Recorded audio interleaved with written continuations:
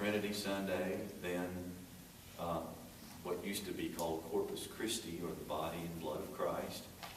And then the end of it, the final Sunday, is always Christ the King. Okay? So if we back up a second here, Lent is that preparation for the death and resurrection of Jesus. And so that is kind of mirroring in his life, you might say, his 40 days in the desert. Okay, and then, which didn't come right before his death and resurrection, but he prepared himself for his ministry that way. Okay, then obviously you have the death and resurrection of Jesus. And then, particularly in the Acts of the Apostles, that whole book is really about what the early church did right after the resurrection of Jesus. And that's why we always read from it during the Easter season. So it's the beginnings of the church. And of course, part of that was Pentecost, so we're in that season of Pentecost. As we approach the end of this long stretch of ordinary time, you're going to start hearing here soon how the readings are going to have to do a little more with judgment, second coming of Christ, and that sort of thing, because it's in anticipation of his second coming. He is our King, but when he comes again in all his glory, well, he's really going to be okay. And so that's kind of the idea there. So in a way, you see, hopefully you see, how the liturgical year kind of mirrors the whole mystery of our salvation in the life of Christ and even before. Does that make sense? Okay, good. I also included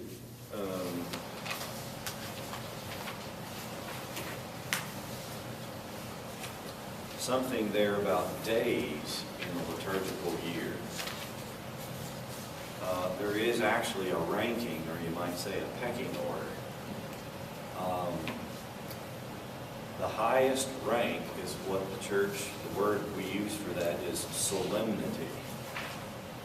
Okay, when we hear the word solemn, we often think of kind of sourpuss or something.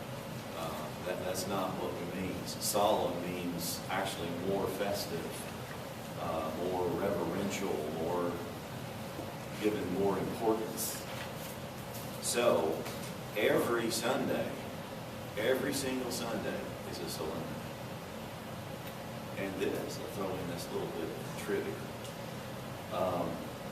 It actually took them a little while to come up with that what we know as Easter. It actually took 2 or 3 centuries before that actually came into being.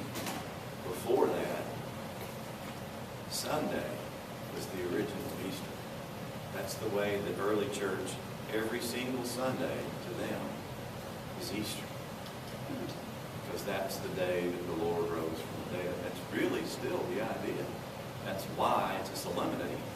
It's why we're in a solemnity. We're obliged, it's our duty to go to Mass and to celebrate that. So that's part of where that idea comes from. It's a solemnity. There are other days which are solemnities. Did you know that? Most people know. So I said it. We have other solemnities we call holy days. There's a lot of confusion about holy days, I find. Some of it warranted, some of it, who knows. So, for example, Ash Wednesday is not a solemnity. It's not. I thought that was. We are not obliged to go to Mass. Now, do most people go? Yes. Yeah.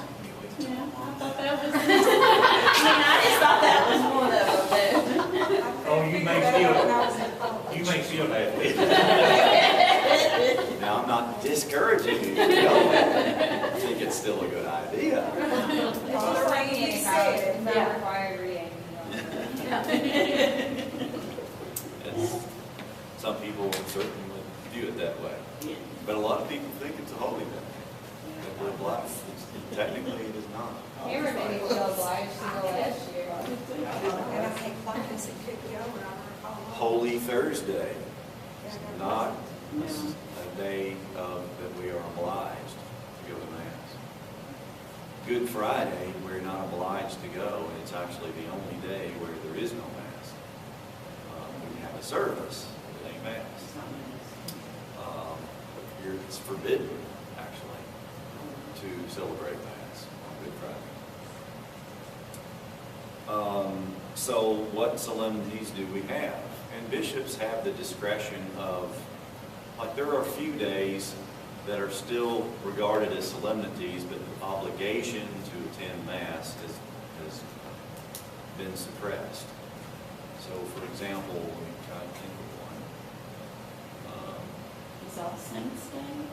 Is a holy That would day. be It's a considered, solemnity. right? And so I was thinking, oh, that's when it's getting ready to come up. It's gonna be on Sunday though. Yeah, but so it'll. 2 for 1. 2 for 1, yeah. That's a two for day. Yeah, that's a 2 for day.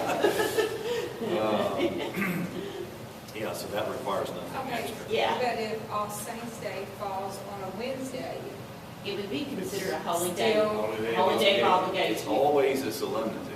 okay, but is it one of obligation? Or If is it's it on a Wednesday, yes. Monday? No. No, that's when they can move it. Or Yeah, repress the the bishops obligation. did that a few years ago, I think largely because That people were confused the not heck out of going me. anyway. Oh, And, I see what you're saying. And I- okay, let I me don't try follow to simplify that. Okay. Uh,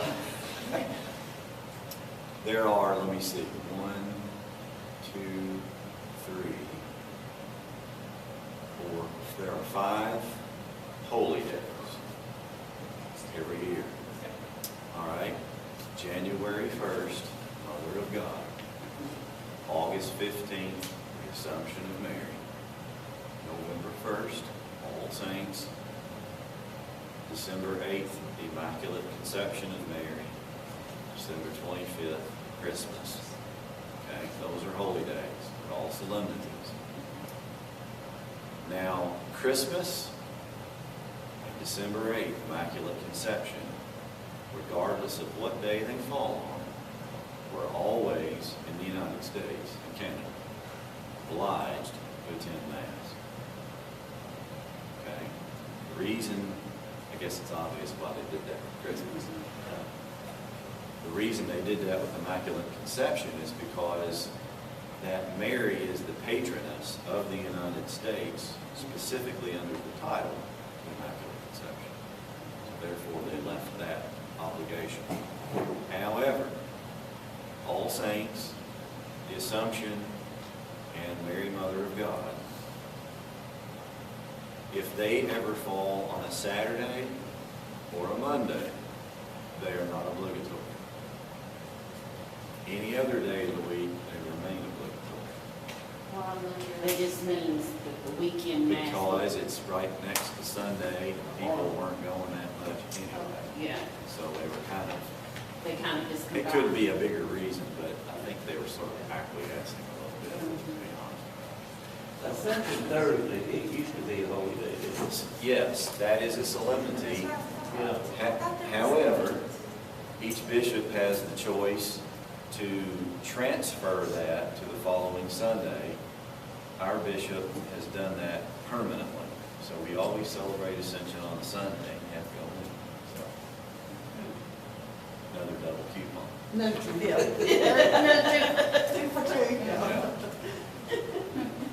Okay, it's really not that complicated once you kind of know the deal, but I guess it sounds complicated. Father will remind you each week. You tell us if it's a holiday coming up, you'll remind us. Yes, I will. I will. Probably an app for that. Yeah, there's probably an app for that, yeah. A couple of things that you might notice, that on solemnities, we always sing or recite the Gloria. And we always recite the Creed. The only exception is during Advent and Lent, we do not do the glory. Okay? But that's how you know. Below that, the next in rank is what we call a feast. Okay? That's generally reserved for other days associated with Mary or Jesus, or say the apostles, you know, like Peter and Paul. Today we celebrate them together as a feast. Saint Joseph, feast. The Annunciation of Mary is a feast.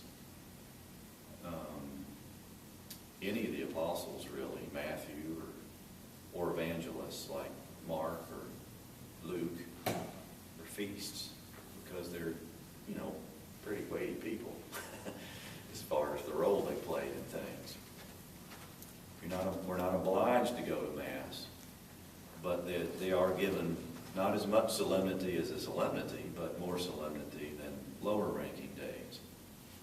And so liturgically, what we do is there's a Gloria, not a Creed.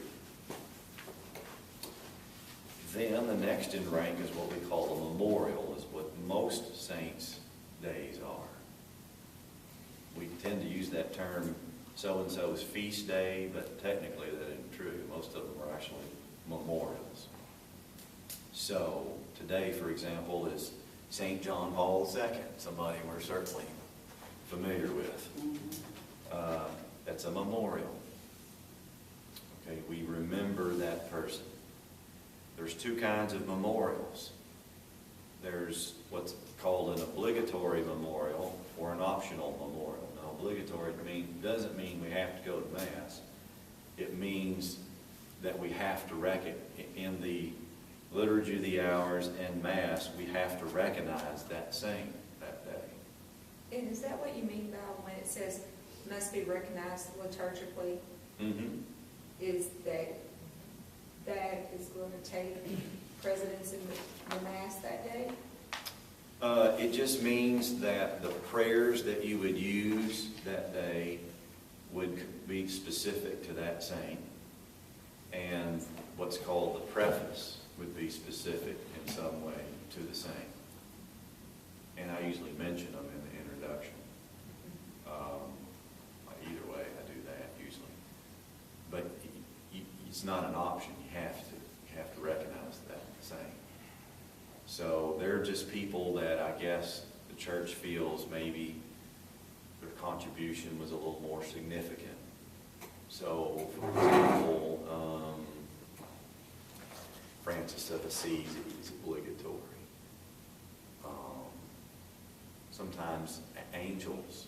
There's 2 days really we celebrate angels. There's September 29th, that's the archangels, which is an obligatory memorial. And then October the 2nd is guardian angels. Other memorials of saints are optional, meaning you can do it or not. You don't have to. Okay? Then, if there's none of that stuff, it's not a solemnity, a feast, or a memorial of a saint. It's just a regular day.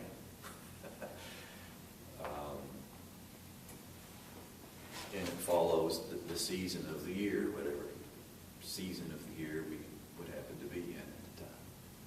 But there is actually a pecking order to all of that. A lot of people don't know that.